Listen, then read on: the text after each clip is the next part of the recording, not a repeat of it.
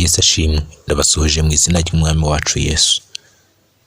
Njye ubasuhuza nitwa Nkundamahoro Salomo, mwene so muri Kristo Yesu, musangirira ijambo ry'Imana kuri uyu muyoboro w'ivugabutumwa.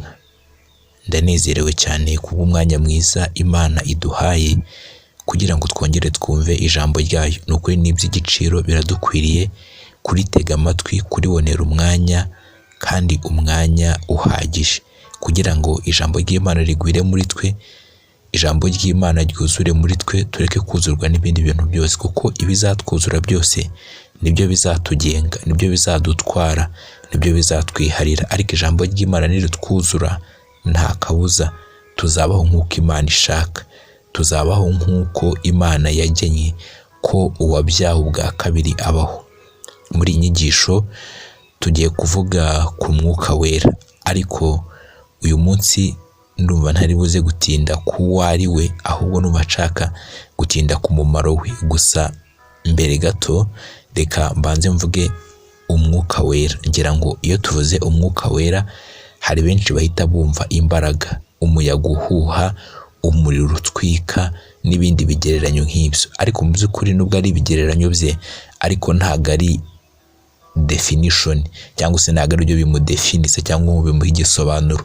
Umwuka Wera ubwe ni Imana muri twebwe, ikorana natwe, igendera muri twe, ivugira muri twe, idufasha imirimo yacu yose. Imana ituye muri twe, kuko Yesu yavuze ko uwo mwuka naza azatura muri twe, azabana natwe iminsi yose, ibihe byose.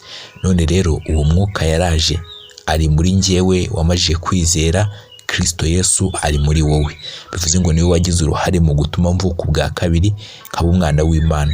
Nubwo nyuma y'ubwo buzima bwo kugira ngo mwakire, igihe nizeraga, hakurikiraho ubundi buzima bwo kumwuzura, cyangwa se hakurikiraho ubundi buzima bwo kurushaho kugwira, kugira ngo agwire muri njye, kugira ngo yuzure muri njye buri munsi, rusheho kugira inyota yo kumwuzura no kurushaho kumwumvira no kurushaho kuyoboka inzira anyoboramo. Bivuze ngo kuzuzwa Umwuka Wera ni igikorwa cy'ubuzima bwose bw'umukristo, gihoraho. Ntabwo umuntu avuga ariko njye naruzuye ubu birahagije. Oya, ijambo ry'Imana riratubwira ngo dukwiriye kuzuzwa kugeza ku kuzura kw'Imana. Bivuze ngo dukwiriye kuzuzwa ku buryo kamere yose y'Imana idusenderamo. Niko muri Bibiliya ijambo ry'Imana havuga.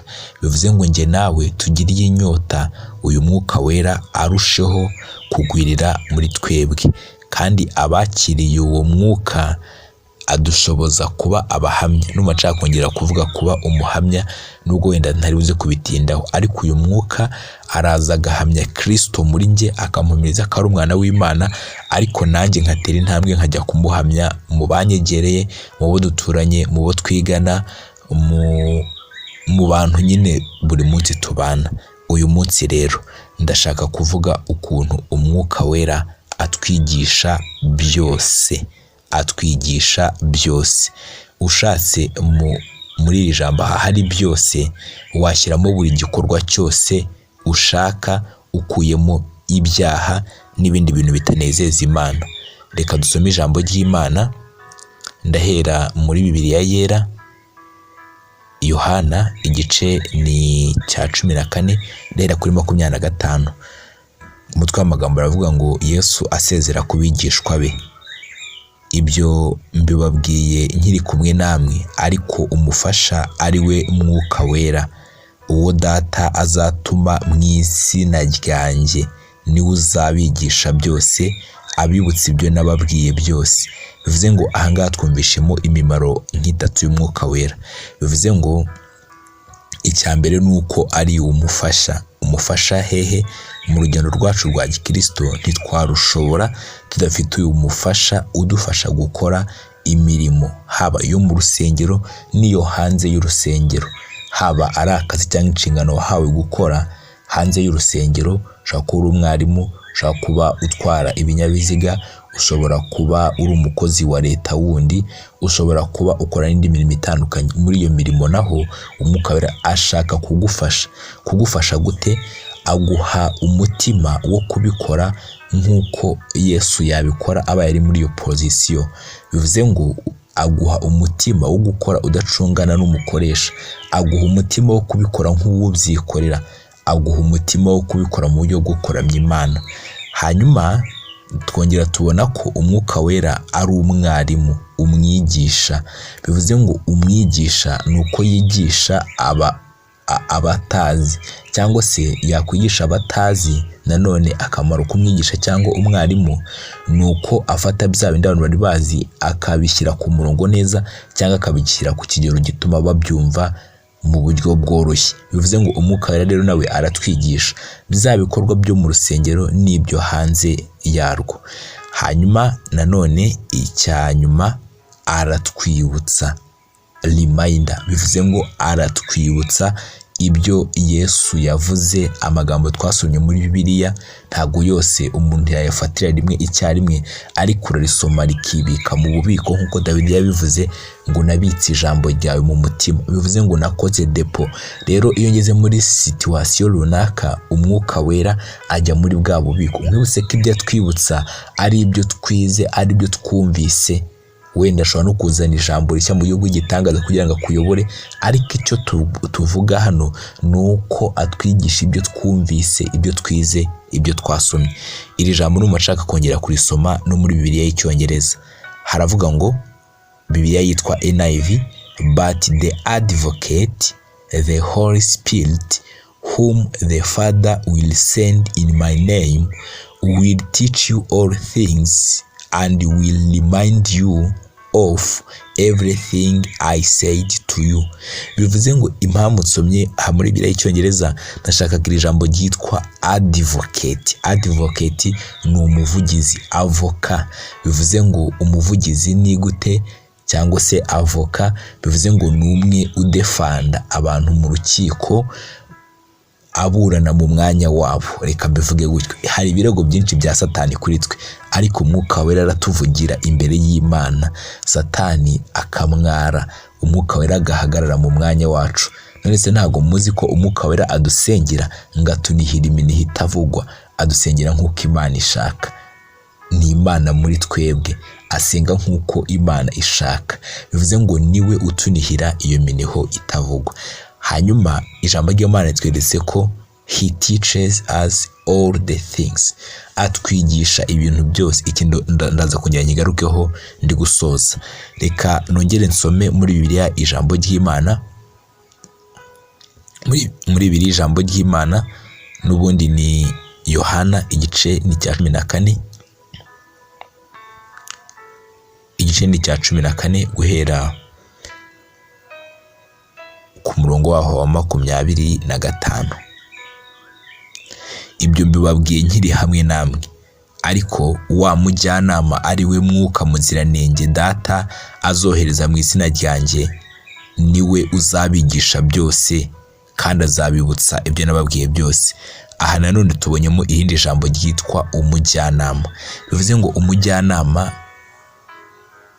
azana ubujyanama buturutse mu ijuru, ubujyanama bw'Imana. Ni kangahe ujya uturisha umutima wawe ugacicikisha andi majwi, ukabanza kubaza umwuka wera icyo abikubwira, ukabanza kubaza umwuka wera inzira ashaka kunyuramo. Kandi tugira ikibazo kenshi ugasanga twirukankiye kujya kubaza abantu ngo batubwire uko byagenda, ariko umwuka wera afite inzira, afite amaso arareba, afite amatwi arumva, abasha kubona ejo hawe uko hameze. Ari muri wowe niba warakijijwe. None kuki utamubaza mwuka wera, ncehe, nyobora inzira, mbwira uko mbigenza. Hanyuma uyu mujyanama rero twaramuhawe ngo adufashe. Ese uramukoresha? Ese uramwemera agakorera muri wowe? Ndakwinginze umwemerere, umwumvire. None rero reka ngaruke ku byo kutwigisha byose. Abantu bafashe umwuka wera basa n'abamushyiriyeho limit. Baravuga bati ubwo ni ukuririmba, ni ugusenga, ni ugutanga amaturo, kwihana ibyaha n'ibindi bikorwa byo mu rusengero nibyo agomba kumfashamo. Mbese ukamera nkaho udashaka kumurushya, ukamera nkaho udashaka kurushya Imana.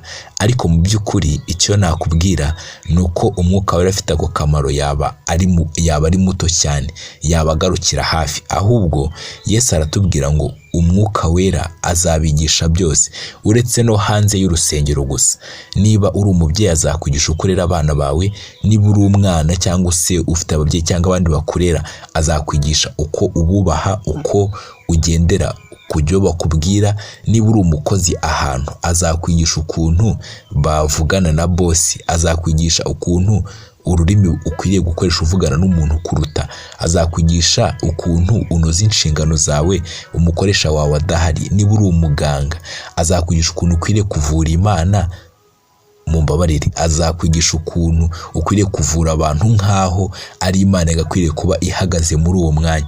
Bivuze ngo Umwuka Wera azaza muri twebwe, hanyuma namara kuza muri twebwe akore ibintu byose Imana yakwiye kuba ikora, ariyo ibereye mu isi. Erega ni Imana muri twe. Rero iyo Mana muri twe irashaka ko duhagarara, ntikorwe n'isoni kuba turi ahantu. Bivuze ngo ufite inshingano runaka, bwira Umwuka Wera ngo nyigisha ukuntu nanoza izi nshingano, ndakwinginze mfasha, ndakwinginze nyigisha, ndakwinginze nyigisha n'imirimo isanzwe, guteka se, gukubura, kumesa, umpe kubinoza neza, mbikore nk'uko Imana ishaka, mbikorane umutima. Niyo naba mbikorera abandi, mbikore nk'aho ari njye ubyikorera. Umwereke ko udashaka kwigenga.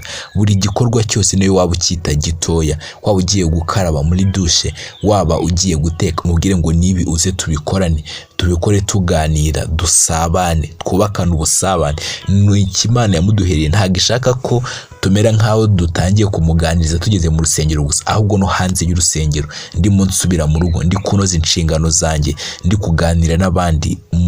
Mubaze icyo ashaka kumvuga, mubaze aho ashaka komba. Ni ukuri Umwuka Wera muzagirana ubusabane kandi mugirane ubucuti bushinze imizi, kandi uzaryoherwa nabyo. Reka dusenge. Urakoze Mana kongera kutwibutsa yuko Umwuka Wera, umufasha, umujyanama, avoka, umuvugizi, umwigisha, umuyobozi muri byose, yaje ku bwacu, kandi utweretse ikintu gikomeye mu ijambo ryawe wivugiye ngo naza azatwigisha byose, nta na kimwe kibuzemo. Mana, reka uturinde ko twamushyiriraho imipaka, utureke tumwemerera twigishe n'ibindi bikorwa bisanzwe nk'uko tumaze kubyiga. Urakoze, ubidushoboze, uduhe imitima imukingukiye, kuko ari umwarimu mwiza, atwigisha ibyo abarimu bo mu isi batabasha kutwigisha, batanazi. Mwami urakoze, icyubahiro cyose ni cyawe, mu izina rya Yesu, amen.